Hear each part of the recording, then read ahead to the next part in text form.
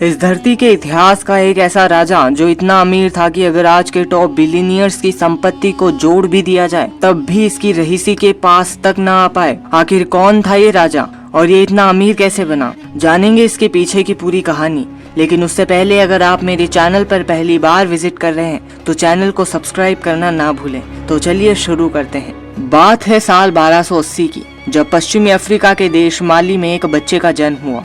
आज इस बच्चे की किलकारियां कल उस राजा के आवाज में बदलने वाली थी जो बड़ा होकर इस धरती का आज तक का सबसे अमीर इंसान बनने वाला था। इस बच्चे का नाम और कुछ नहीं बल्कि मनसा मूसा था। माली में मूसा शब्द का अर्थ होता है सुल्तान और मूसा माली का मनसा बनने वाला था, यानी बादशाह। क्योंकि कुछ लोगों का कहना था कि मूसा माली के शाही घराने का असली वारिस था। लेकिन यहाँ एक और थ्योरी आती है कि मूसा असल में माली के 9वें सुल्तान अबू बकरी कीता का एक भरोसेमंद मंत्री था और इसीलिए उसे राजगद्दी दी गई थी।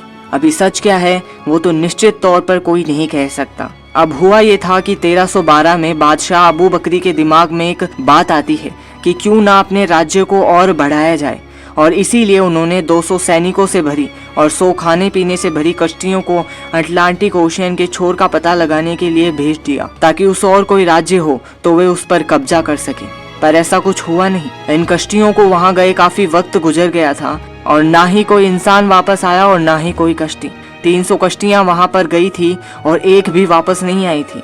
लेकिन एक दिन उन्हें अचानक एक कश्ती लौटते हुए दिखाई दी। उसकी हालत बहुत ही बुरी थी और लौटने के बाद उसके कप्तान से पूछा गया कि इस हालत का जिम्मेदार कौन है, तो उसके मुंह से बस एक ही बात निकली, एक भयानक समुद्री चक्र। उस चक्र ने उनकी सारी कश्तियों को, उसमें मौजूद लोगों को और खाने पीने की चीजों को अपने अंदर एक दानव की जैसे समेट लिया था और वो अकेले इकलौते जैसे तैसे करके बचते बचाते वहां से भाग निकले। अब ये सुनते ही सुल्तान अबू बहुत ही निराश हुए कि ऐसी सिचुएशन में वो कुछ कर भी नहीं सकते, बस हाथ पे हाथ धरे बैठे रहे। पर इस हादसे के बाद भी वह अपने निर्णय पर बिल्कुल अटल रहे कि समुद्र के उस पार जाकर उन्हें कब्जा करना ही है। इसीलिए इस बार उन्होंने खुद उस पार जाने का फैसला लिया। पर जाने से पहले सुल्तान ने मूसा को एक बहुत ही इम्पोर्टेंट जिम्मेदारी सौंपी और वो जिम्मेदारी थी पूरे माली के शासन को संभालने की, और वो भी एक राजा के अधिकारों के साथ। और बस इसके बाद वो वहां से 3000 जहाजों के साथ निकल पड़े अटलांटिक छोर की ओर। और उसके बाद वक्त बीता, साल बीते, पर अबू कभी वापस लौट कर नहीं आए। हर किसी ने एक वक्त के बाद उनके आने की आशाएं छोड़ दी थी, बट क्वाइट सरप्राइजिंगली उनके न आने से माली के शासन को कोई फर्क नहीं पड़ा।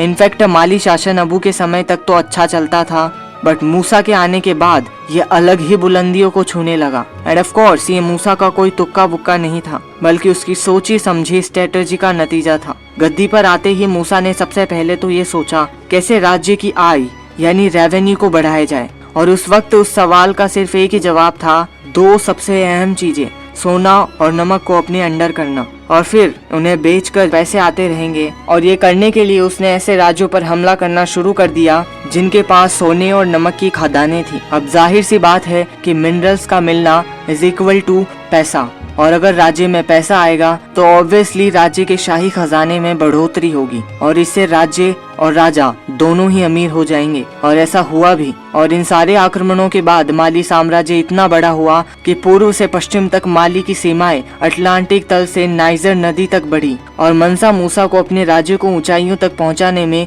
एक और चीज मदद कर रही थी, उसका धर्म इस्लाम। राज्य की ज्यादातर जनता इस्लामिक थी और उन्हें मूसा के राज से कोई आपत्ति नहीं थी। पर मूसा के राज्य में कुछ ऐसे कबीले भी थे जो इस्लाम को नहीं मानते थे, और उन्हीं में से एक था बम्बुक माइनर्स का। उन्होंने मूसा के धर्म इस्लाम के खिलाफ विद्रोह किया क्योंकि उन्हें उनका धर्म खतरे में लगने लगा था। लेकिन मनसा की इतनी विशाल सेना के सामने वो थोड़ी ना टिकने वाले थे, और ऐसा हुआ भी। मनसा मूसा ने अपनी सेना की मदद से इस विद्रोह पर काबू पा लिया, पर मूसा ने उन्हें मारा नहीं। उसने झट से ये बात समझ ली कि अगर उसे शासन बनाए रखना है तो उसे बाकी धर्मों को साथ लेकर चलना होगा, और उसके राज्य के सारे नागरिक उसके साथ थे। बट सिर्फ उसके राज्य के ही नहीं बल्कि आसपास के राज्यों के भी, क्योंकि उस वक्त सारे इस्लामिक राज्य एक दूसरे को अपना अलाई मानते थे। अब माली के आसपास तब भी और आज भी मुस्लिम कंट्रीज है, और इसीलिए माली साम्राज्य को दूसरे राज्यों से हमले की भी कभी चिंता नहीं रही।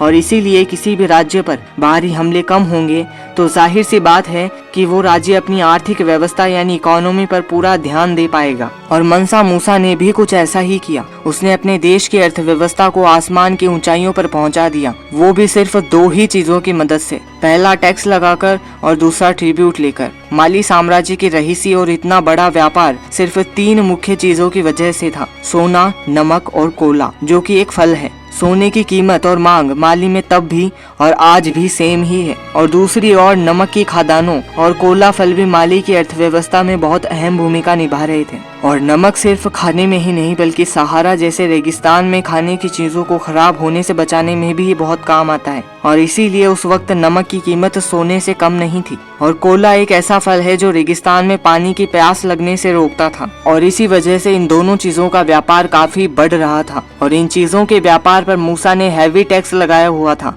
इसी के दम पर मनसा मूसा इतनी अमीरी में जी रहा था कि आज किसी जानकार से पूछा जाए कि उसकी वेल्थ कितनी होगी तो उसका बस एक ही जवाब होगा, इनकैलकुलेबल। उसकी इस वेल्थ का नजारा मनसा मूसा के 9600 किलोमीटर के हज यात्रा के दौरान देखने को मिला। बाकी मुसलमानों की तरह मूसा भी 1324 में हज की यात्रा पर निकल पड़ा। उसके साथ एक बहुत ही बड़ा काफिला था। मूसा इस यात्रा के दौरान शुक्रवार को जहाँ भी रुका उसने वहाँ मस्जिदें बनवाई और लोगों को सोने के सिक्के दान में दिए। अब ये इतिहास का ऐसा पहला राजा था जिसके दान देने की वजह से सोने की कीमतों में गिरावट आ गई थी। लेकिन इतनी अमीरी के बाद भी मूसा का राज ज्यादा दिनों तक टिक नहीं पाया, क्योंकि जैसे ही मूसा की मृत्यु हुई उसके बाद अनेक छोटे छोटे राजाओं ने अपने राज्य अलग बसा लिए और माली साम्राज्य टूटकर बिखर गया।